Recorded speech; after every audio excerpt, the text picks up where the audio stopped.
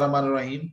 Assalamu alaikum, dear students. Today we are going to talk about Al-Qaeda, which is a transnational terrorist group, and we are going to analyze Al-Qaeda's ideology, their operations, their allies, and their global operations, you can say. So this group, Al-Qaeda, it emerged during the so-called Soviet jihad, and at that time, this group, under the leadership of Abdullah Azam and Osama bin Laden, it got flourished. So slowly and gradually, this group initially they fought against the Soviets, but after that they started carrying out operations against Saudi Arabia, against America. In Saudi Arabia, they carried out attacks against the Khubar towers, in which the many French and European citizens were living. So the Al Qaeda people were against the Western influence in the Muslim world. They also carried out attack against other parts of the world, like in Yemen. American aircraft, American warship was docked in Yemen. U.S.S. Cole was attacked, and it was almost 17 people died in that. So 1,000 kg of explosive of fast boat was rammed into it, and it carried out huge damage to that. Al Qaeda also carried out attack in the basement of the World Trade Center in '93, and it also damaged a little bit, but ultimately the 9/11 was the most disastrous attack against the United States of America. So this was the picture of Pentagon, and I'll show you the World Trade Center picture as well in coming slides. Al Qaeda and their affiliates also carried out attacks around the globe, like in Indonesia, in Bali bombing, in which almost 200 people died. And in this resort area, many Western people, they were there, and it was also claimed by Al Qaeda affiliate groups. So Al Qaeda has been, very aggressive. It has been very aggressive terrorist group since the 80s. They carried out many high-profile attacks against the U.S. and their key leader, Osama bin Laden, was killed in Pakistan, Abbottabad, in a raid by the United States of America. And obviously, after his death, he was replaced by Ayman al Zawahiri. So Ayman al Zawahiri is the current leader of Al Qaeda. Let's quickly look at their agenda and goals, that why they are carrying out terrorism against other countries. The first and primary agenda is the expulsion of foreign forces and influences from traditionally or predominantly Islamic society. So they believe that America and their allies should leave this region, which is called Middle East, and other countries around the globe. So that's the reason they carry out attack against these people. Secondly, the eventual creation of Islamic State ruled by a system of Islamic law. So they believe that there should be Islamic, state which must be, run by under the Islamic law and Sharia. So this is what they believe, and they wanted to replace those, states which are not under the influence of Islam. So they got different measures to achieve this thing. First is the Islamic reform through peacefully. They wanted to do that. This is their own interpretation. But what we have seen is an aggressive approach by Al Qaeda. They want to replace apostate regimes. They want to they attack these countries. So they want to carry out defensive jihad as well. If you analyze their approach, this does not come in the category of jihad, because jihad can only be allowed by a state, and state has the authority to launch a jihad. Secondly, attacks on the far enemy. They believe they have to attack the countries beyond their borders, beyond their shores. For example, America, European countries, many African, American, their assets in the African countries, in South Asia, for example. So They are not confined to one area, one country. Now they are transnational and they carry out attack around the globe. They also want to remove the apostate regime. All those countries, all those states which are not according to their interpretation of Islam or according to Sharia, they are apostate regimes. Whether they are in Pakistan, whether they are in Saudi Arabia, whether they are in other countries. They also want to launch economic warfare. Economic warfare means that if they target the countries, their economic centers. For example, World Trade Center was the economic center, and Americans have faced billions of trillions of dollars of losses after that. Same approach applies on other countries as well. If terrorism takes place in a country, automatically their economy would face the brunt. For example, in Pakistan, since 9/11, Pakistan have faced thousands of attacks by TTP and other their affiliates, and ultimately Pakistan faced economic losses of more than $200 billion. Because of that, our economy really suffered. No countries wanted to invest in Pakistan because of its volatile security. So that's the idea behind economic warfare. Attacks on the non-Sunni Muslim religious group. Same approach is being applied by TTP and other affiliates as well of Al-Qaeda. They attack Christians, they attack Shias, they attack other minorities in the country. So the same approach is being applied by other terrorist groups as well. So we have already discussed all these things.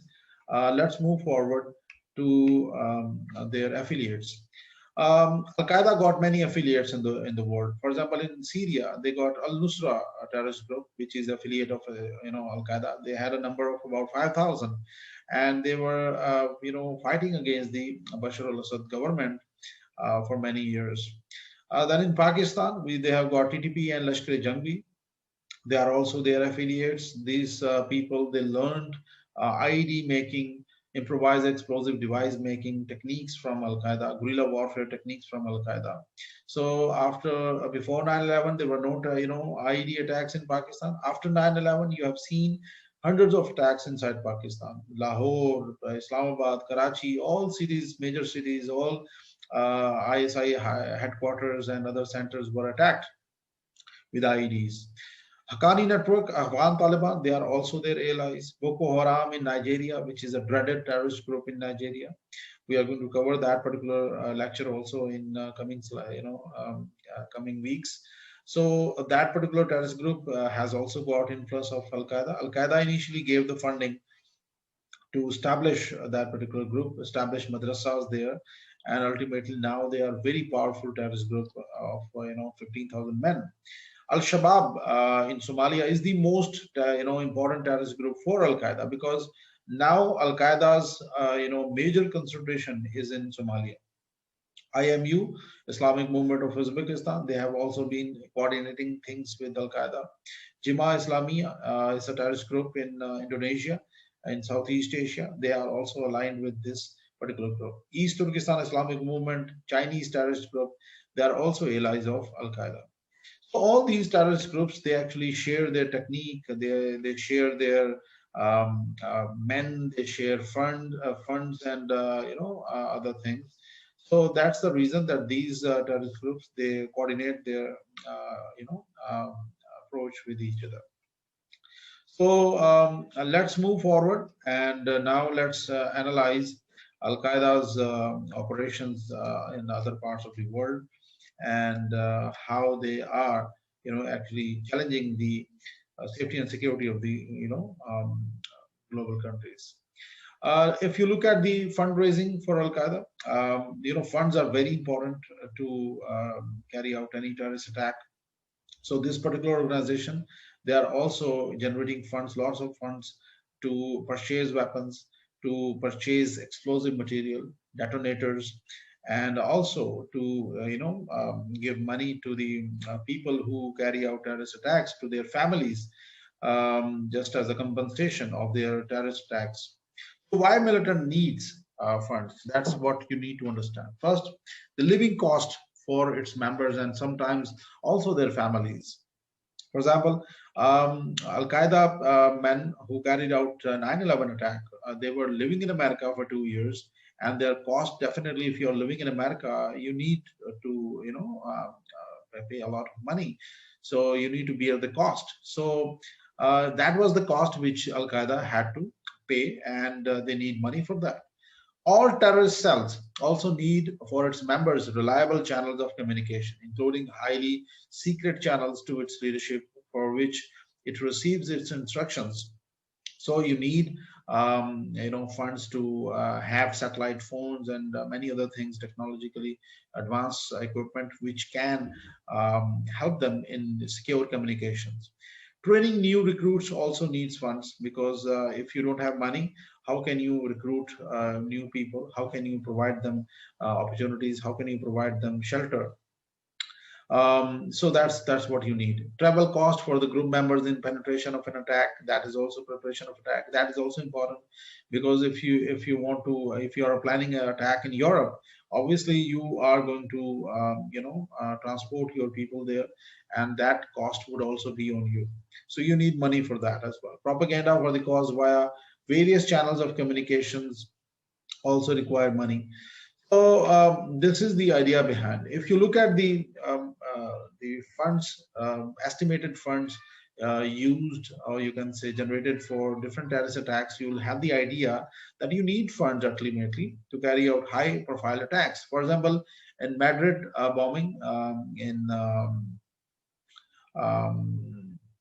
in Spain, which was in 2004, it cost 100,000 euros, and it killed more than 234 people.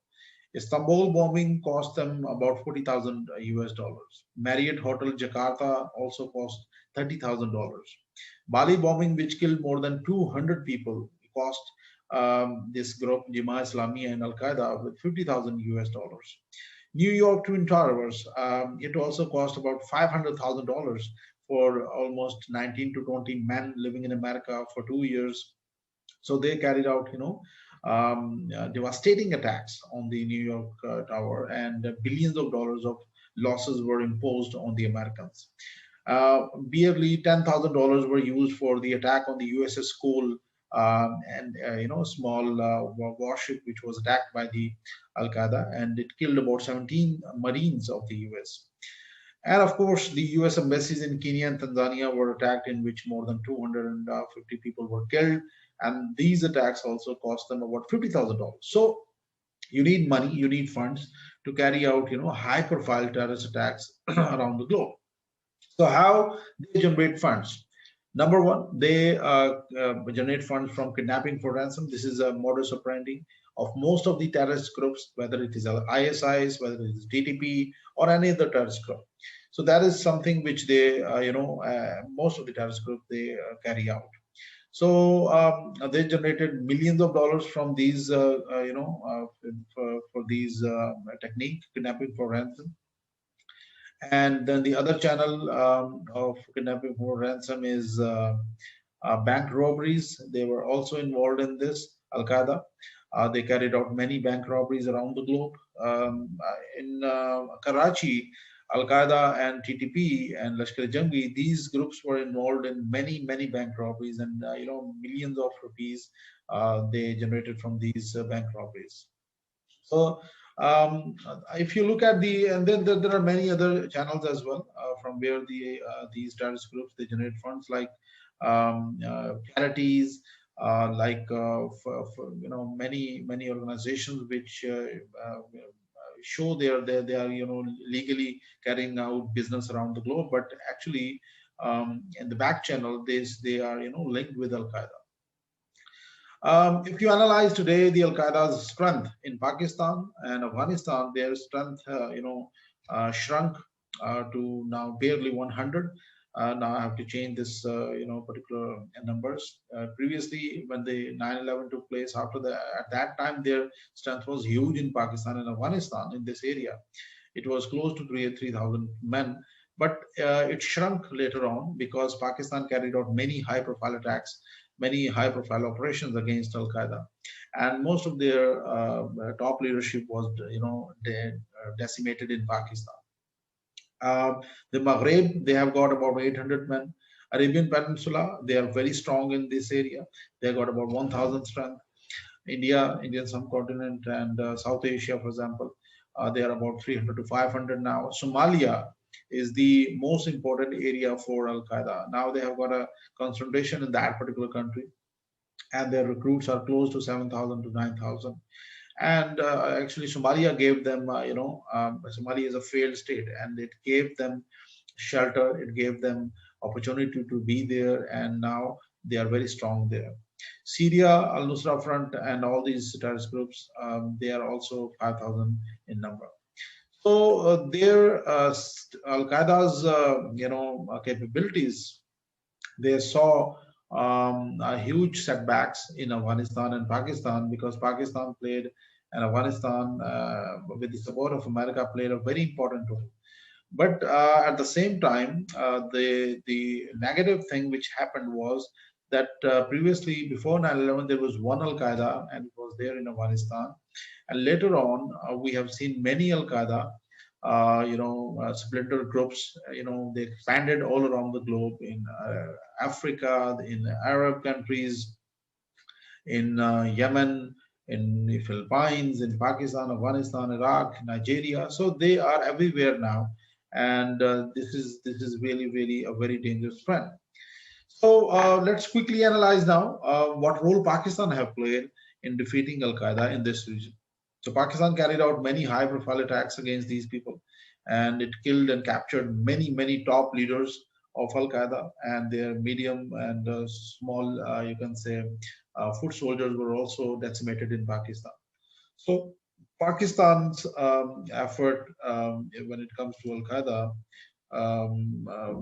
the top leaders of Al Qaeda, Khalid Sheikh Mohammed, was captured in Pakistan. And Pakistan started with many Al Qaeda leaders. Like, for example, the first catch was Abu Zubaydah, and he was a key leader of Al Qaeda.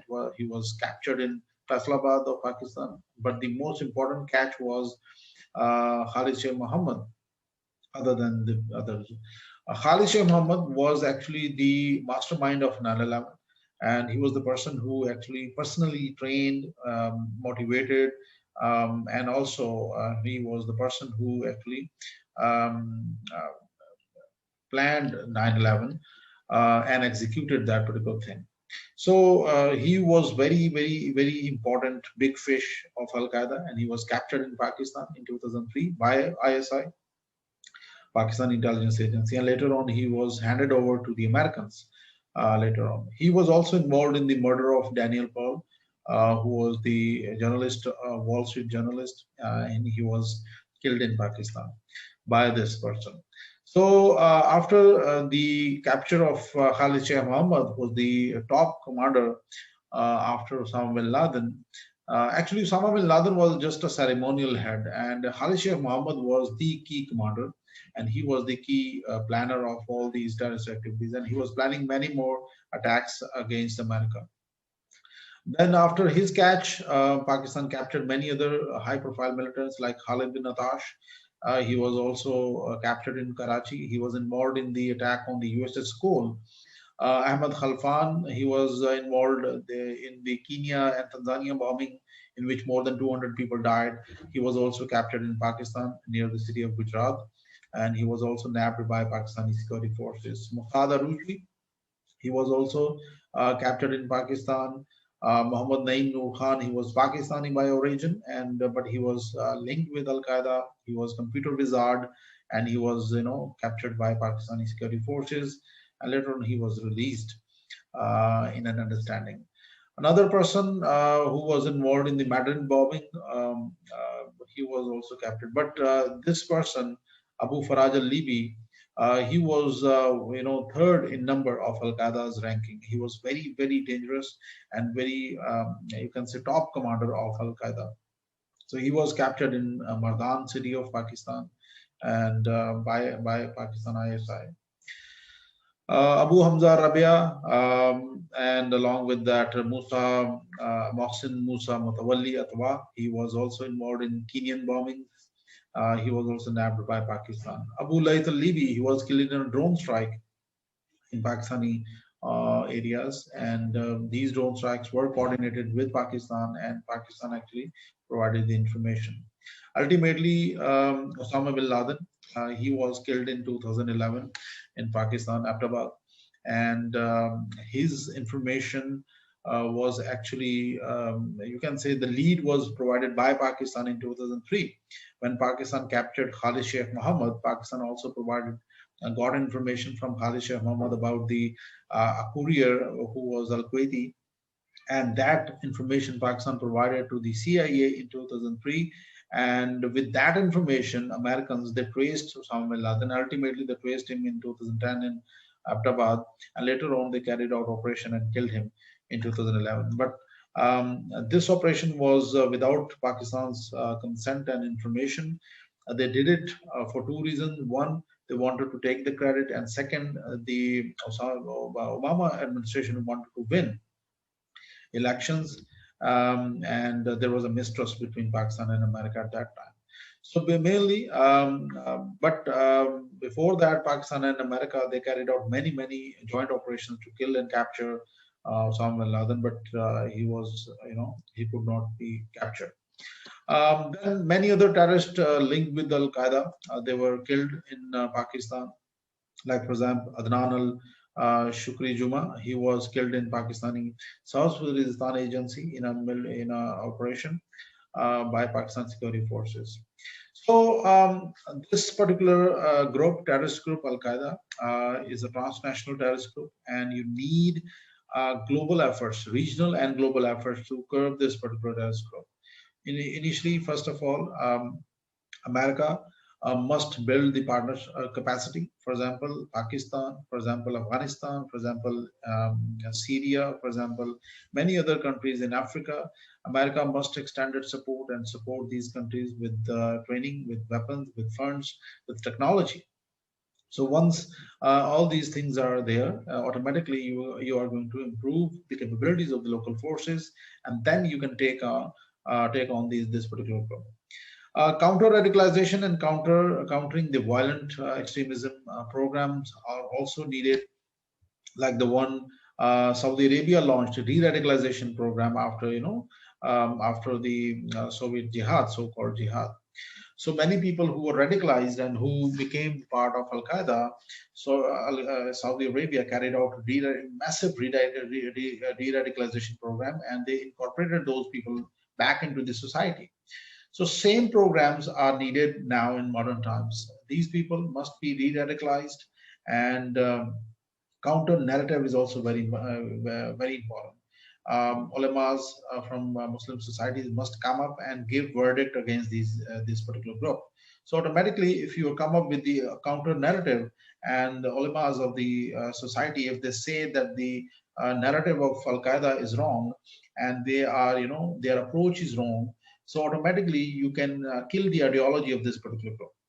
Development aid is very much important, because most of the society which Al Qaeda target, like for example Somalia, Afghanistan, Pakistani tribal areas, Nigeria, Somalia, and other countries in Africa, they target only impoverished societies, only those societies which are backward, which are facing socio-economic deprivation. So actually, automatically, these societies would be without, literacy, without any basic amenities. So automatically, these societies are easy target for Al Qaeda to establish to sell their ideology. So that is needed. There must be a massive development and reconstruction in areas, especially in Afghanistan, Pakistan, Somalia, and other countries which are suffering today, like Yemen, Syria. So if development and reconstruction has taken place in those societies, automatically these groups won't have any place in those societies. Democracy promotion. Obviously, democracy is the best form of government, and it must be a true democracy must be there, so people can get their due share. People can get their due rights. So automatically, once these societies are, having democracy in true sense, automatically these groups won't have any place in those societies. Curb terrorist financing, that is also very much important, because terrorism funds are basically the backbone of terrorist group. So once this terror financing is curbed, automatically these groups won't survive. That's the technique. So this is the reason that many organizations, many countries are working to curb terrorist financing, and they are collectively now pooling in their efforts. Improve intelligence collection and gaps. So that is very much important because no single country can counter this particular group. They are transnational terrorist groups, so you need transnational efforts to curb this particular group. So joint intelligence collaboration is needed. Well, for example, Pakistan must collaborate with regional countries. Pakistan must also collaborate with the global powers. The global powers, for example, U.S. and other countries, must share intelligence with Pakistan so they can collectively work and they can take out Al-Qaeda. So this was the actually initially after 9/11, this was there. CIA and ISI, they collaborated with each other and they killed and captured hundreds of Al Qaeda men in Pakistan, and they were successful. So this approach is very good, and the countries all around the globe, they must jointly work together to curb this particular group. Multilateral engagement, because this is not confined to one country. Terrorism is a global phenomenon now. Now the countries must engage multilaterally and pool in their resources, support each other, support the weak countries like Somalia, like Afghanistan, like Iraq and Syria, and provide them training and all these equipment which are needed to counter this group. So Al Qaeda is very much a powerful group in modern times, and they are calling the shots in African region and also in the Arabian Peninsula. So we need to support countries like Yemen, Syria, and others, Somalia, for example. So they can improve their capacity, so they can improve their capabilities against this particular group. So this was the idea behind today's lecture. And if you got any queries, any questions,